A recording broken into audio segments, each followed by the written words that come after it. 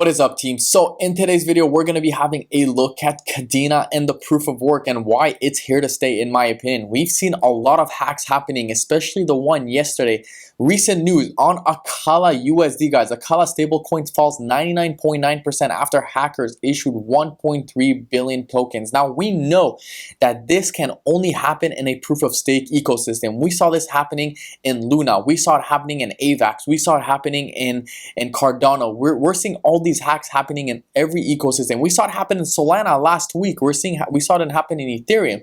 So guys, when you have a proof of work ecosystem like Kadena and Bitcoin, the security is very high. So we're going to be having a look at this infographic right here, and we're also going to be having a look at this right here. What is the difference between proof of work and proof of stakes? Just a quick short understanding, and then we're going to be diving into some technical analysis right here to see where Kadena can go in the near future, or perhaps this week, and that's it. So let's have a look on Google on what is proof of work versus proof of stake before we get into the infographic. Proof of work is a competition between miners to solve cryptographic algorithm or equation that validates, guys, a transaction to earn the blockchain reward. On the other hand, proof of stake implements randomly chosen validators to make sure that the transaction is reliable, compensating them in return with crypto. So this is proof of stake. Now, the big problem with proof of stake is that a lot of these institutions and VCs are essentially going to go and jump into these proof of stake coins, taking advantage of all these return in crypto by staking their cryptos, and then they're going to essentially dump their cryptos on retail investors. This is usually what happens after there's a locking period or unlock period, which is why, in my opinion, proof of stake is very, very bad. Now, on the other hand, why is proof of stake bad? Well, the security is not as high, and the scalability as well, okay? It's not as decentralized. Now, proof of stake is usually backed by VCs and institutions, usually, most of the time, okay? And it is not decentralized. Now, Kadena right here, now it is a little bit biased, but I do believe that Kadena does offer all three: scalability, security, and decentralization, okay? It is very, very scalable, okay? The fees are low. You could do up to 420,000 transactions per second. I've said it multiple times in my videos, and it is very, very fast and no gas fees. It is decentralized, fully decentralized proof of work, okay?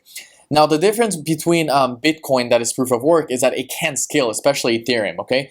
Bitcoin only has 9 transactions per second. Therefore, Bitcoin is only a store of value, essentially. It's proof of work, but it can't really scale like Kadena. So you can't really use it for NFTs and whatnot. Now, Ethereum, you could use it for NFTs, but it's not scalable. It is secure, but it's not scalable. Why? Because there's high fees, guys. There's high fees, and there's only, I believe, 10 or 13 transactions per second. Now, of course, that will change when proof of stake, when the merge happens, which Ethereum plans on going from proof of work to proof of stake. Now, a lot of people are saying that Ethereum is going to be sub $5,000 when the merge happens. Now, I don't think so. I think that proof of stake could be very, very bad for Ethereum. Now, I'm not saying I'm going to go ahead and sell my Ethereum and whatnot, but I do think that proof of stake is very, very, very bad for cryptocurrency. And I think this could destroy Ethereum. This is why I said in my video last week that Kadena can flip Ethereum, and that's not because it's going to be essentially higher market cap, but I feel like Ethereum can be one of those coins where it crashes down and just goes to zero. Now, I'm not saying that's going to happen, but a lot of people, we know what happened to Terra Luna, okay? It was a $50 billion market cap, or even more. I think it was 80 billion, and everyone was hyped, everyone was excited, and they said this is never going to zero. People start putting their life saving, people love the Luna, but guess what happened? It was a proof of stake. And what happened with Terra Luna, essentially, and I know this is not a Terra Luna video, but what happened with Luna is that every time they were burning UST, the supply of Luna would increase, okay, which caused more supply. And this can only happen in a proof of stake matter or proof of stake ecosystem. Now, we saw what happened with Solana last week also. There was hackers, they came in, destroyed. Now we're seeing it happening in the Polkadot ecosystem. On Akala, they came in, parachains, boom, 1.3 billion, wiped off. So, we're seeing all these things happening in the proof of stake eco right now. And Ripple, it is not fully decentralized. Polkadot, not fully decentralized. HBAR, Phantom, Solana, not fully decentralized, okay? Now, of course, you got AVAX, Polygon, and Binance Smart Chain, which is Binance Smart Chain, I think, is here to stay, but it is not fully decentralized, and the security is low. We're seeing a lot of hacks in the Binance Smart Chain ecosystem. Of course, there's always room for improvement, and the Polygon ecosystem as well. So this is why we have to be very, very careful on what we choose. Now on Ethereum 2.0 right here, the reason why it's switching from the security is not going to be as good or as well is because it won't be proof of work anymore. So it's moving essentially from proof of work to proof of stake, which is essentially taking out that security triangle right here. So this is why proof of work is very, very important. And in my opinion, security is most of the time and only will be in proof of work. And we never saw Bitcoin getting hacked. We saw exchanges on Bitcoin getting hacked, but we never saw the Bitcoin ecosystem getting hacked essentially. So this is why, in my opinion, Kadena is here to stay, and in my opinion, Kadena will be a top 10 cryptocurrencies in the next 5 to 10 years, even less in my opinion. But let's have a look at Kadena right now, currently ranked 106, 281,000 people on the watch list. We have a nice little price of $2.04, down 7%. Am I worried? No. Market cap currently $377 million. Volume to market cap ratio is 8%. Volume is up 50%. Very, very nice, okay? People are very, very bullish on Kadena here.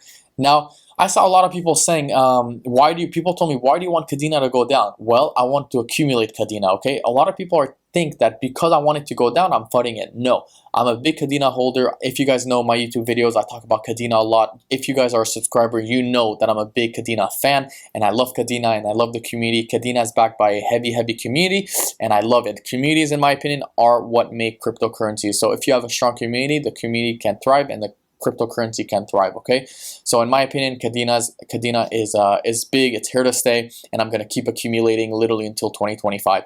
So having a look at some technical analysis real quick on KDA. If you guys remember in my last video, I mentioned that KDA was in a triangle. It was in a symmetrical triangle, and I did mention, depending on what Bitcoin does, we're gonna see that breakout of the triangle, okay?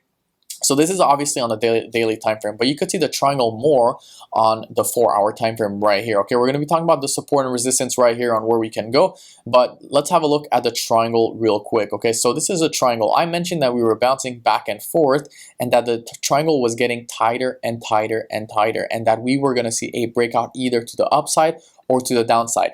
Now, I said that the breakout was most likely going to be to the upside because usually when you're coming from the bottom to the top and you're entering a symmetrical triangle, you usually continue to the upside. But of course, that wasn't the case because Bitcoin was in Bitcoin did dump, as you guys can see right here. So therefore, we did break down of the triangle. Now, a few levels we want to have a look at on KDA on where we can go. Well, the number one level would probably be this level right here, sitting at a strong resistance. This green bar. Okay, we got a bunch of rejections right here. So this is support. This was a resistance that flipped support. Now resistance flips support, resistance that flips support, and so on. Okay, so this whole green line is very, very possible. So Kadena, in my opinion, can go to as low as $1.88 this week. Now, depending on what happens here, depending if we close below or close above, we'll tell. Now, if we have a nice little drop and then come back up, that's going to be bullish. But if we have a drop and then consolidate at $1.80, then it could be very, very bearish for KDA. Now, of course, that would mean that Bitcoin drop as well. Bitcoin is in a massive rising wedge, which I'm going to talk about in just a second. Rising wedges are bearish. Now, let's have a look at Kadena and focus on KDA real quick. Now, the next level that Kadena could go to if we do end up coming into this box right here that we've been consolidating. So this was quite a long consolidation from the 10th of June 2022 all the way till the 26th of July 2022. So this was a quite long consolidation that we had right here for KDA. Of course, that was because of Bitcoin too, until we finally had that breakout. But the question is are we going to enter that box right here, retest, and then come back down and consolidate inside that box one more time, or are we going to rebound off there? That's a very, very good question to ask and to wait for it. Another thing that I do want to have a look at is the EMA Ribbon exponential moving average. Now, we know that once we broke the EMA Ribbon right here on July 27, 2022, we were trending above the EMA Ribbon, and these EMA Ribbon were essentially acting as support. As you guys can see, we always came back down and retested the EMA Ribbon, always came back down, retested until we enter that triangle, and we were still above it. And then, of course, once we broke out the triangle, we essentially broke out the exponential moving average. Okay, so this was a strong support level right here until we did this right here. Now, of course, depending on what happens on Bitcoin, this is either going to be a make it or break it right here. So if Bitcoin keeps dumping, I wouldn't be surprised if we come back and retest. But as of right now, we are looking bearish, at least on the short term. On the medium term as well, we're gonna have to see what happens on the longer term, which is pretty much a daily time frame right here. We came right above the exponential moving average on the daily time frame, and of course we came back down, retesting exactly the exponential moving average right here. So this is that on Kadena. Nothing too much to see over here overall, guys. I do want to have a look at Bitcoin because Bitcoin is king, guys. There's no question about that. Starting off with the daily time frame real quick, just a quick TA, couple minutes on Bitcoin. So first of all, starting off with Bitcoin, we know what's been happening on BTC. Okay, we had this happening. Okay, we had that. We had another one right here. Let me draw it for you guys, and then another one. Okay, sorry, I'm just gonna take out my pen. We had another one right here, another consolidation right here, and then another one right here. Now all of these, the thing that they have in common is essentially these wicks. Okay, so we're seeing crazy wicks to the upside before coming back down. So can we see essentially one more consolidation dump right here happening for the next 2-3 days before essentially flying to $28,000? Very, very possible, because we saw what happened right here in this dump consolidation. We saw it right here again, and then we saw it right here, and another time right here. So every time we had these dumps with long wicks to the upside, we always flew right back up. We had these nice little increases towards the top. So it's going to be very interesting to see how this plays out. But of course, guys, something that we do have to look forward or look at is this falling wedge or rising wedge. Sorry. So this rising wedge is bearish, guys. It's a bearish pattern, and whatever, if we do break to the downside, it usually comes back down to the start of the falling wedge or the rising wedge. Sorry, once again. And the start of the rising wedge is sitting right here at $20,000. So can Bitcoin essentially come back to $20,000 by the end of the week? Very, very possible. Now, the reason why I don't think it's going to reach $28,000, and I could be wrong, is because too many people are hoping for $28,000, okay? $25,000, in my opinion, is a very, very good level to hold. Now, something that I do want to talk about is also the S&P 500. If you guys were in my live the other day, I mentioned that the S&P 500 was a good short at 4,280, okay? Now, we peaked at 4,282, and I mentioned in my life that Bitcoin follows the S&P, okay? And right here, ever since we increased right here, Bitcoin has been increasing, okay? Ever since right here, July 14. July 14 was an increase of the S&P. That's when Bitcoin increased as well. Now, another thing that we do want to have a look at is the Dixie, okay? Now, if I look at Bitcoin, and of course that applies to Kadena also, if I look at Bitcoin, we really started increasing right here on July 14th, 2022, okay? And that's when the S&P really also started increasing right here. As you guys can see, we had this nice little double bottom, and then July 14, we wicked down, and then boom, that's when the real uptrend started on July 14. Now, something that a lot of people don't look at is the Dixie, okay? Now, the Dixie, the DXY, which is the currency, the US dollar currency index, the US index right here, is currently pumping. Now, if you guys remember that on July 14, like I mentioned, we started the bull market on Bitcoin on July 14. Now, guess when we started on the bear market on the Dixie, this mini bear market on July 14. So a thing that a lot of people don't understand is that the US dollar, Bitcoin, S&P 500 really relies on this, okay? When the DXY goes up, okay, risk assets such as Bitcoin, S&P, gold will go down. Okay, so we saw the Dixie going up, Bitcoin was crashing, and right now on July 14th, okay, we saw the Dixie coming down, and when the Dixie was coming down, Bitcoin was pumping, okay? So right now, July 14, Dixie dumping, of course getting weaker, that means risky assets gonna go up. Going back to July 14 right here, we saw this crazy increase. So this is a chart that we're definitely gonna be looking forward and keeping an eye on is the DXY, because right now the DXY is pumping, and guess what? Bitcoin is dumping, okay? So if the Dixie right here does break this trend line right here, this long trend line of approximately a month, we're most likely going to see it fly to the top, going back to 108, and of course seeing massive crash on Bitcoin. So this is what a lot of people don't understand, is that the Dixie does play a very big part into Bitcoin.